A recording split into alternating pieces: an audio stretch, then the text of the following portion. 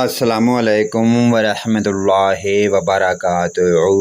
اعوذ باللہ من الشیطان الرجیم، بسم اللہ الرحمن الرحیم۔ جب درد برداشت سے باہر ہو جائے تو اللہ کے پیارے حبیب کا فرمان یہ دعا پڑھیں۔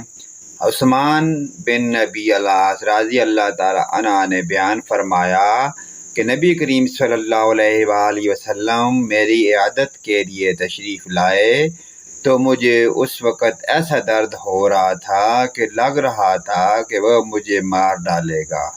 تو رسول اللہ صلی اللہ علیہ وآلہ وسلم نے ان سے فرمایا کہ اپنا دایاں ہاتھ اس پر 7 مرتبہ پھیرو اور کہو اعوذ بعزت اللہ وقدرتہ من شر ما اجد۔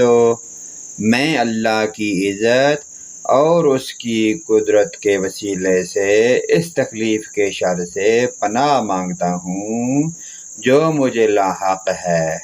میں نے ویسا ہی کیا اور اللہ تعالیٰ نے میری تکلیف دور کر دی۔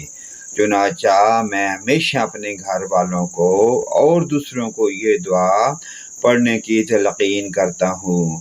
پیارے دوستو، ہمیں بھی چاہیے ہم بھی اپنے پیارے نبی کریم صلی اللہ علیہ وآلہ وسلم کے بتائے ہوئے نسخوں پر عمل کریں اور آخرت کی فلاح پائیں۔ پیارے دوستو، اس پیاری دعائیہ کلمات کو دوستوں، رشتہ داروں اور والدین کے ساتھ شیئر ضرور کریں۔